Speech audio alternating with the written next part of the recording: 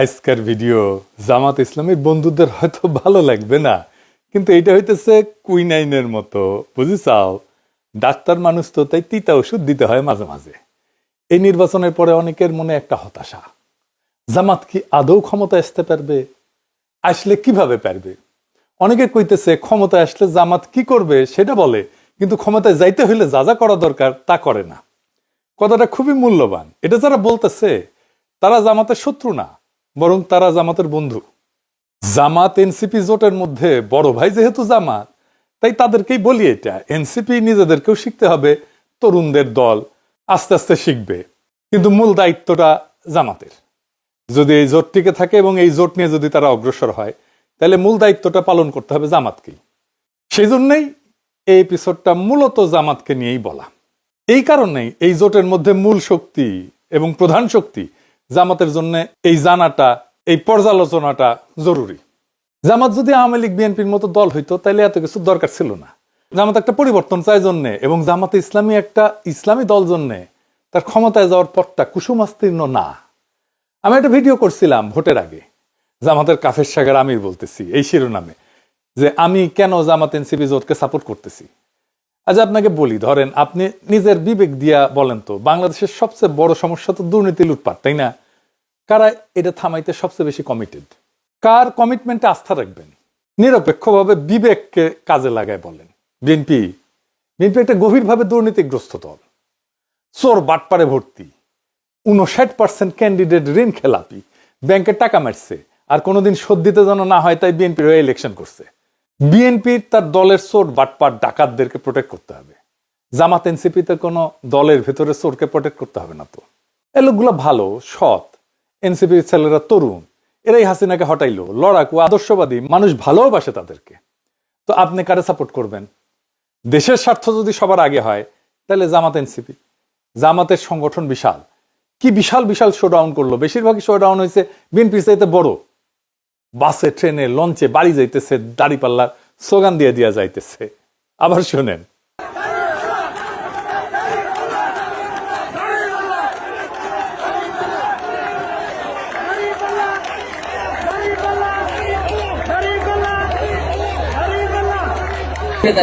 অবশ্যই দাঁড়িপাল্লা। ইয়েস, কসবা। হ্যাঁ, এবারে পরিবেশ কেমন মনে হয় আপনার, নির্বাচনের পরিবেশ? অনেক ভালো।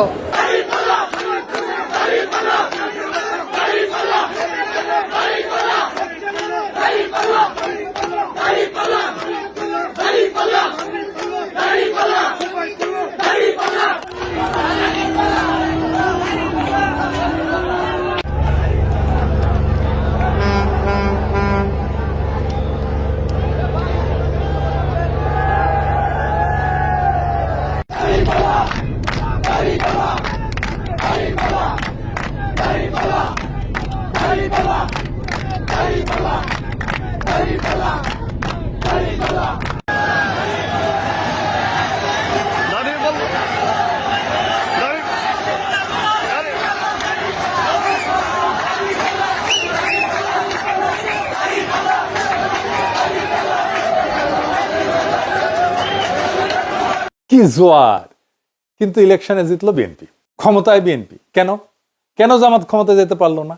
এটা বোঝার জন্য আমরা একজন ফরাসি পলিটিক্যাল সায়েন্টিস্ট, যিনি মধ্য এশিয়া, আফগানিস্তান এবং জিহাদি আন্দোলন নিয়ে বিশেষজ্ঞ, অলিভিয়ে রয়, এর সাহায্য নেব।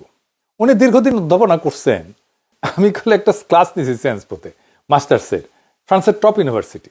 এখন আবার আমার ক্ষুদ্র ভাতার ভগিনীরা কবে, দাদা আপনি আবার ক্লাসও নেন? নেই তো, আমার ইউনিভার্সিটিতেই ক্লাস নেই, এমবিএ, যেটি আমি পিএইচডি করেছি।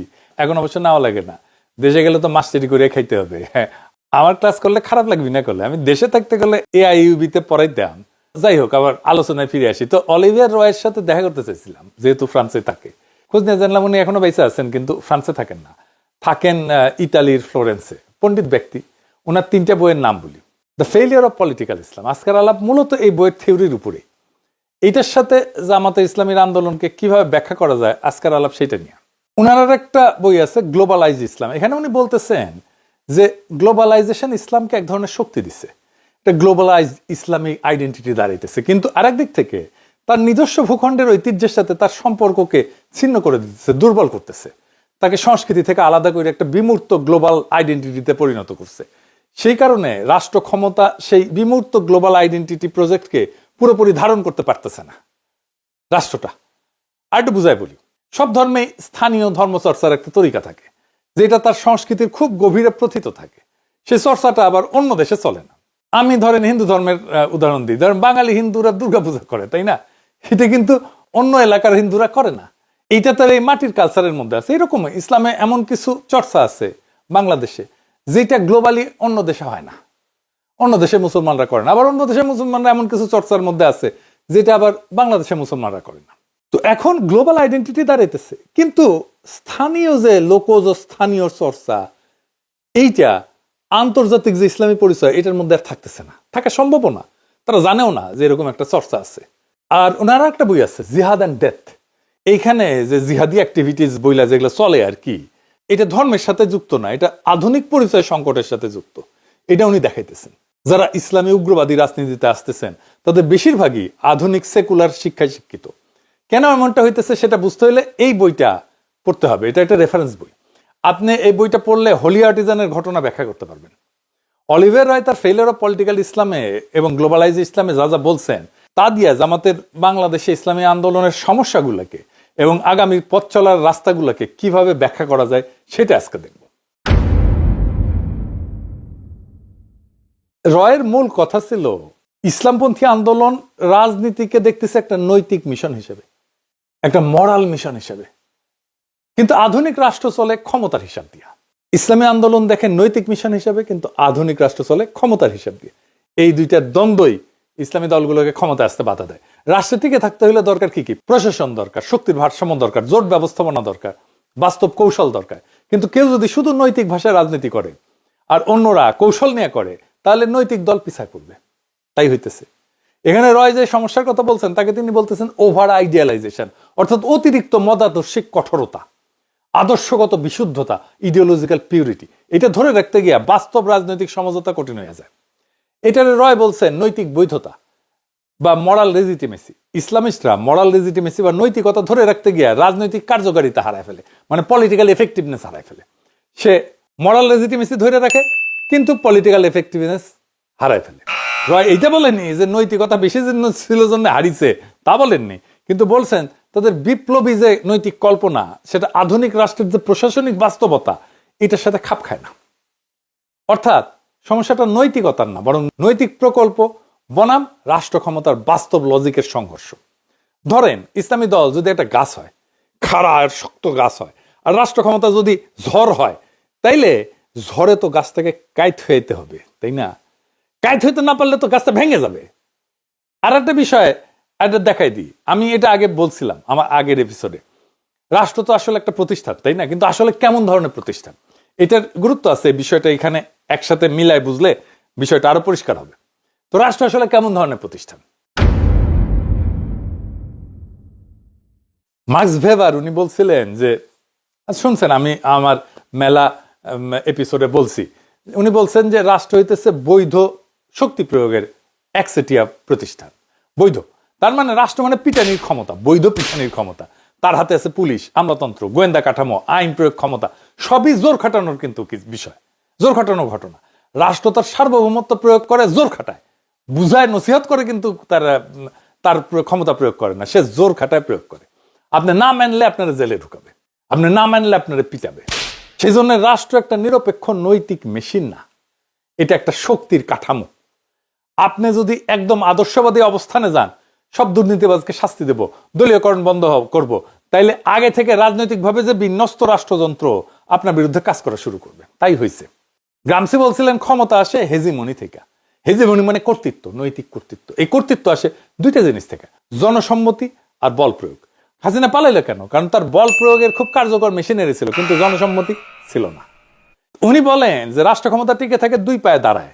একটা হচ্ছে বল প্রয়োগের ক্ষমতা, আইন, পুলিশ, নিরাপত্তা, প্রশাসনিক বল, আর কনসেন্ট বা জনসম্মতি, সামাজিক সম্মতি, ন্যারেটিভ, সাংস্কৃতিক গ্রহণযোগ্যতা, জোট ইত্যাদি।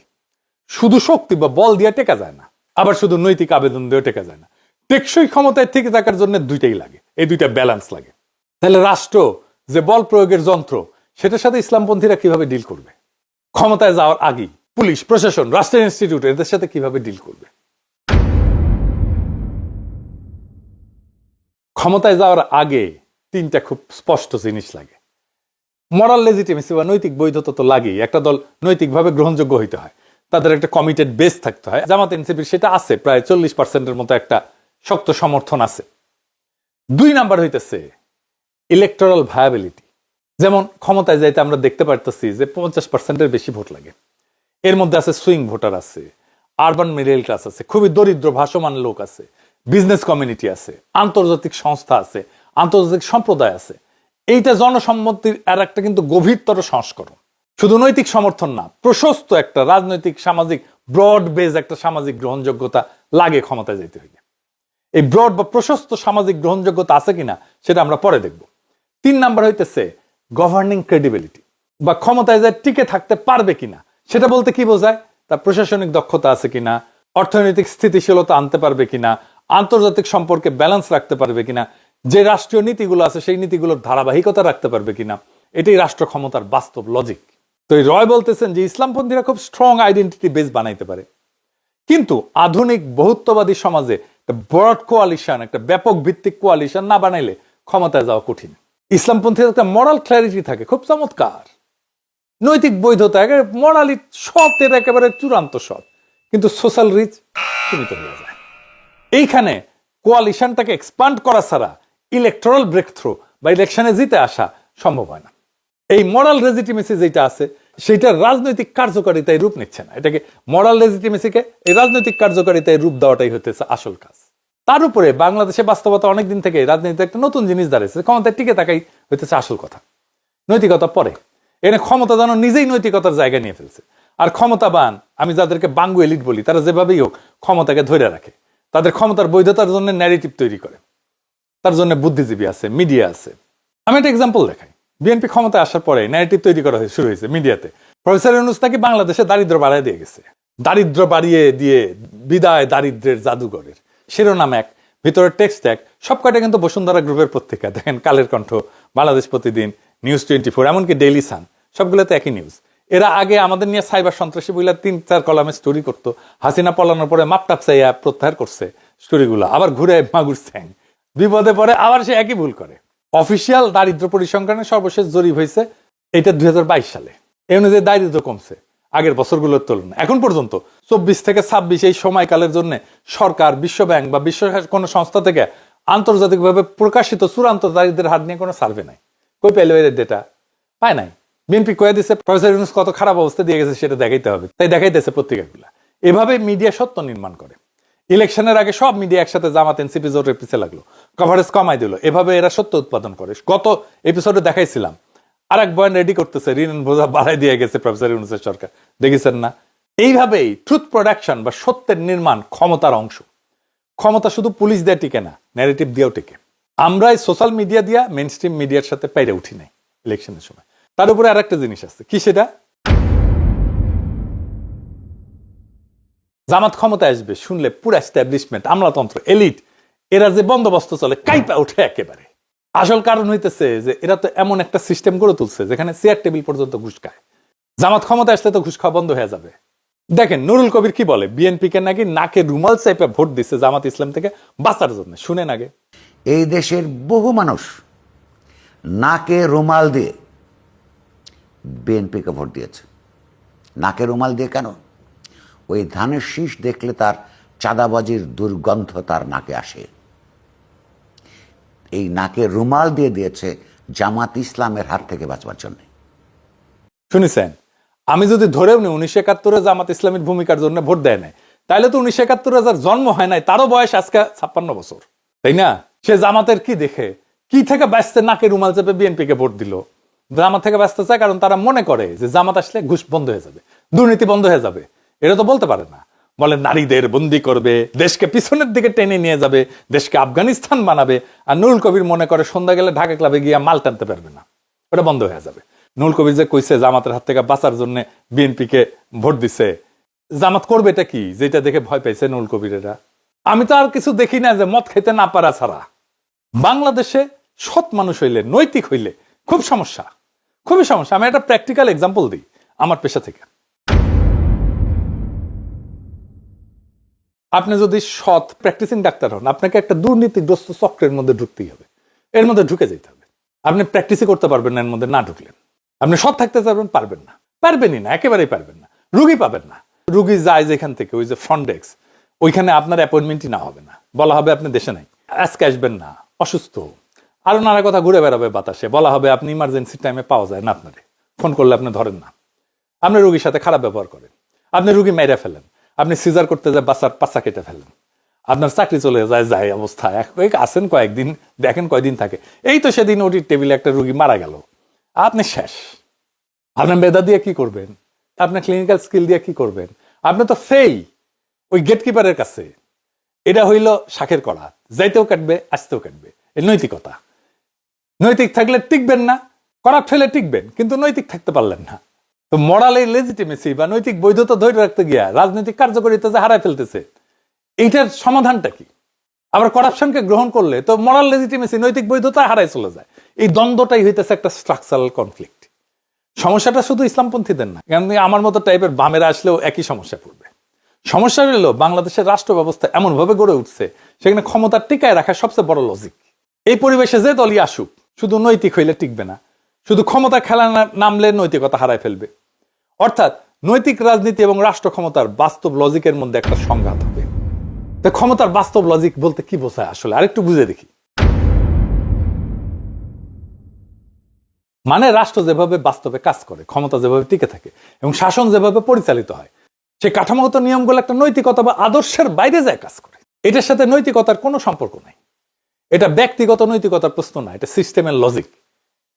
তাত্ত্বিকভাবে রাষ্ট্রের কাজ হইতেছে ন্যায় বিচার, জনকল্যাণ, নাগরিকের অধিকার রক্ষা করা, কিন্তু বাস্তবে অনেক রাষ্ট্র সবচেয়ে বড় লক্ষ্য হয়ে যায় ক্ষমতা ধরে রাখা।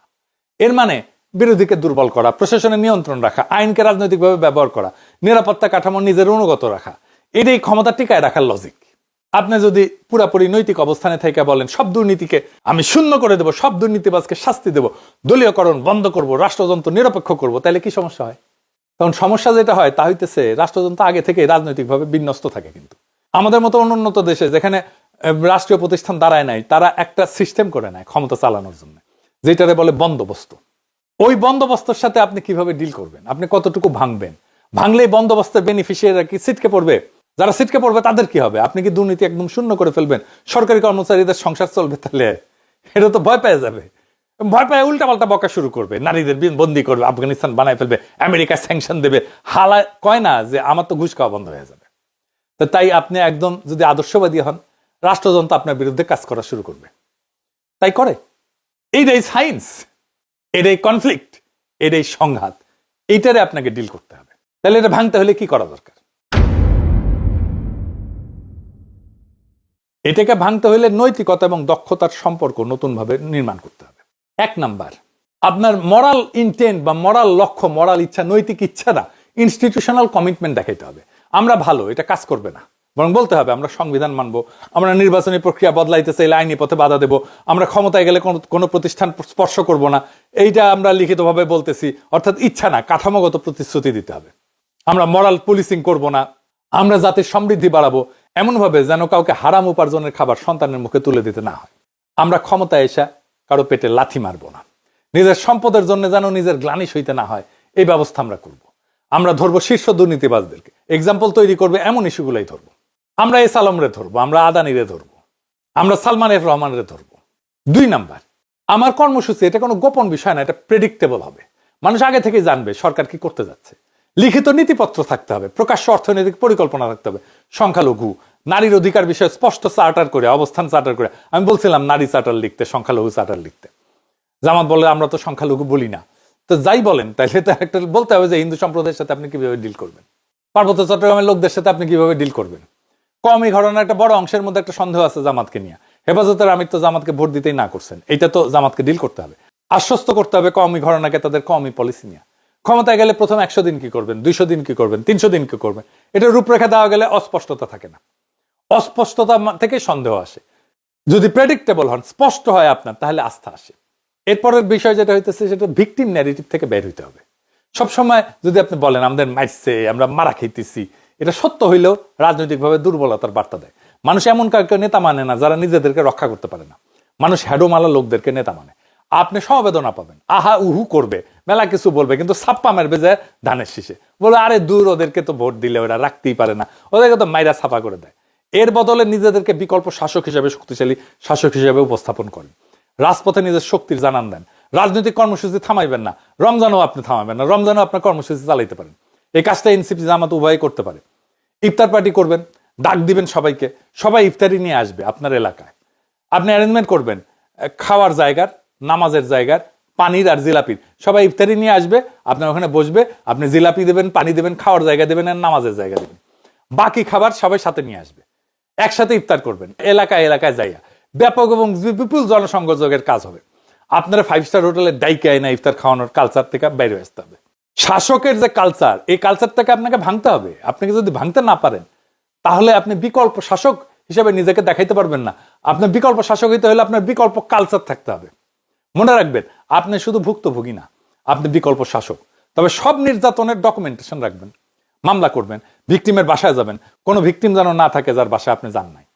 4 নাম্বার, সংঘর্ষ না, কম্পিটেন্স দিয়ে শক্তি দেখাবেন। ক্ষমতার লজিককে হারাইতে হইলে সহিংস বা আবেগী প্রতিক্রিয়া না, প্রমাণ করতে হবে আপনি সংগঠিত। আপনার প্রশাসন বোঝেন, আপনি অর্থনীতি বোঝেন, আপনি আন্তর্জাতিক সম্পর্ক বোঝেন, আপনি কূটনীতি বোঝেন, এমনকি আন্ডারওয়ার্ল্ডও বোঝেন। আপনার কোয়ালিশনকে ব্যাপক করতে হবে। আমি কয়েকদিন আগের এপিসোডে দেখাইছিলাম গণসংগঠন করার কথা, নারীদের সংগঠন করার কথা, সেটার কাজে হাত দেন। কোয়ালিশনকে ব্যাপক করার মানে এই না যে আপনি রাজনৈতিক দলের কোয়ালিশন করবেন, অনেকগুলো রাজনৈতিক দল আনবেন। আপনাকে নানা সোশ্যাল ক্লাসের সাথে কোয়ালিশন করতে হবে। নুরুল কবিরের সাথে বিএনপির কোয়ালিশন আছে তো, শহীদুল আলমের সাথে বিএনপির কোয়ালিশন আছে তো। আপনাকে এই লেভেলে কাজ করতে হবে তো। আমি ডাকসুকে একটা পরামর্শ দিচ্ছিলাম যে সাবেক ডাকসুর যত ভিপিজিএস আছে তাদের সাথে দেখা করো, তাদের পরামর্শ নাও, কে কোন দলে আছে ওইটা দেখো না। দেখা করতে না চাইলে সেটা ভিন্ন আলাপ, কিন্তু তোমাদের তরফ থেকে দেখা করো। দেখলাম মাহমুদুর রহমান মান্নার সাথে যে দেখা করছে, মান্না ভাই তো উচ্ছ্বসিত হয়ে প্রশংসা করছে, করারই কথা। তারপরে আর কারো কাছে গেছে কিনা জানি না, গেলে তো নিউজ হইতো। আপনার আশেপাশে সিভিল সোসাইটির একটা স্ট্রেংথ দাঁড় করান। আপনার কোয়ালিশন যে সবার সাথে একই মাত্রায় হইতে হবে তা না, কারোর সাথে একটা লুজ সম্পর্ক থাকতে পারে, লুজ অ্যালায়েন্স হইতে পারে, আবার কারোর সাথে একটা স্ট্রং অ্যালায়েন্স হইতে পারে।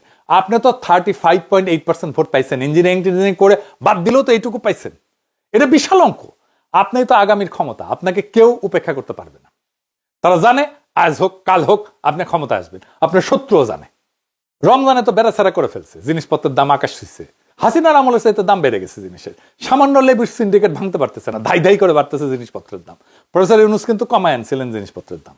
আমি আপনাদের 2টা ভিডিও দেখাই, এক বৃদ্ধার, দেখেন আগে।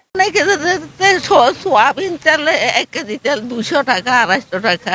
1 কেজি তরকারি 80 টাকা, 90 টাকা, 100 টাকা। আমগো মতো মানুষে কিনা খাওয়ানোর উপযুক্ত চাইয়া চিন্তা যা 2-4টা তরকারি লইয়া যাই, হইলে হয় না হইলে নাই, বুঝছা। বড় লোকের গ্রামে তো কিছু পাইও না মেম্বার চেয়ারম্যানের কাছে। বাইরে আর মারহুতেরা যা 200-400 টাকা সাহায্য দে। আলহামদুলিল্লাহ, আল্লাহ বাবার করে দোয়া করি, আল্লাহ হুতের করে দানগত ভালো রাখুক, আল্লাহ সুস্থ সবল রাখুক। দেখেছেন? এইবার একজন শিশুর একটা ভিডিও দেখেন। এইসব তেল কেউ খায়? আপনারা গরিব হইলে আপনারাও কালেন। এই আপু, এই যে নাম কি তোমার? শান্তিদা। তুমি কান্না করতে করতে কই যাও? আব্বা কইছি 4টা ডিম দিতে, আব্বা 2টা ডিম দিছে। আমি তোমার মেইন রুট থেকে ফলো করতে আইতাছি, তুমি আমাকে স্পিডে হাঁটতে পারো, এই জন্য কান্না করতেছো। 2টা ডিম দিছে দেখা। তোমাদের ঘরে মানুষ কয়জন? 4 জন। 4 জন মানুষ, 2টা ডিম দিছে। কেন তোমার আব্বার তো টিয়া নাই? 30 টাকা আছে, 30 টাকা দেখি নেই। দিছে। এটা কি তেল? তেল? কি তেল এটা? এমন কেন? না মধু? সয়াবিন তেল, পুরা তেল এটা। ও, কই থেকে আনছো পুরা তেলটা? আমার আব্বা যে কামড়ে ফুটেলে হ্যাঁ, মাসে শুক্রবারে একদিন দেয় তেল এটা। ও মানে তোমার আব্বা হোটেলে কাম করে, প্রতি শুক্রবারে পুরা তেল আর কি দিয়া দেয়। আজকে তোমার 2টা ডিম দিয়ে দিছে। 2টা ডিম দিছে। এই জন্য তোমার কান্না করতে হইব। বুকা মেয়ে, কান্না করলে কি হইব? কান্না করলে কি তোমার আম্মা মারবো যে লাগে। তোমার আম্মা মারবো? আচ্ছা, এই তেলটা কি খাওয়া যায়? আম্মা সানুন রান দেয় তেল দেয়।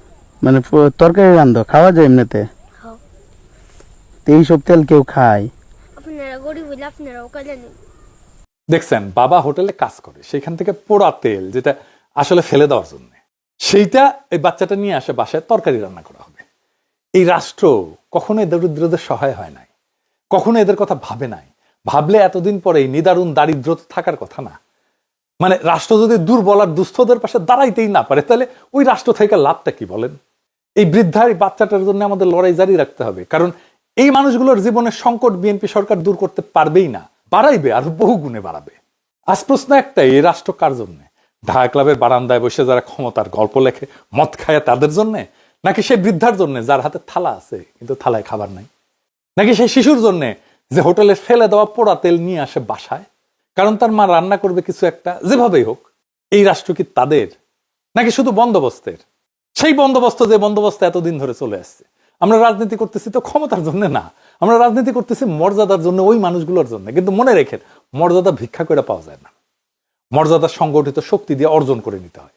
আমরা শুধু ভালো মানুষ হলে চলবে না, আমাদের প্রমাণ করতে হবে আমরা শাসন করতে পারি, আমরা অর্থনীতি বুঝি, আমরা রাষ্ট্র বুঝি, আমরা ন্যায় বুঝি, আমরা ইনসাফ বুঝি, আমরা ভয় পাই না। যেদিন মানুষ দেখবে এই শক্তি নৈতিক, দক্ষ এবং স্থির, সেদিন এই বন্দোবস্ত কাইপা যাবে, কারণ তখন মানুষজন আরো ব্যাপকভাবে আমাদের পিছিয়ে এসে দাঁড়াবে। আজ যারা ভয় দেখায়, যারা ন্যারেটিভ বানায়, তারা জানে সময় বদলাইতেছে, বদলাই গেছে অলরেডি। এই লড়াই তো কারো বিরুদ্ধে না, এই লড়াই ওই বৃদ্ধার পক্ষে, এই লড়াই ওই শিশুটার পক্ষে, সেই শ্রমিকের পক্ষে, সেই দরিদ্রের পক্ষে যার ঘামে দেশ চলে কিন্তু যার ঘরে আলো জ্বলে না। তাই লড়াই থামবে না, সংগঠন থামবে না, আত্মবিশ্বাস ভাঙবে না, কারণ আমরা শুধু বিরোধী না, আমরাই আগামীর শাসক, আমরাই আগামীর রাষ্ট্র ক্ষমতা, আমরাই আগামীর শাসক হওয়ার প্রস্তুতিতে আছি, আমরাই আগামীর রাষ্ট্র ক্ষমতার ধারক এবং বাহক। ইনকিলাব জিন্দাবাদ, আজাদি জিন্দাবাদ।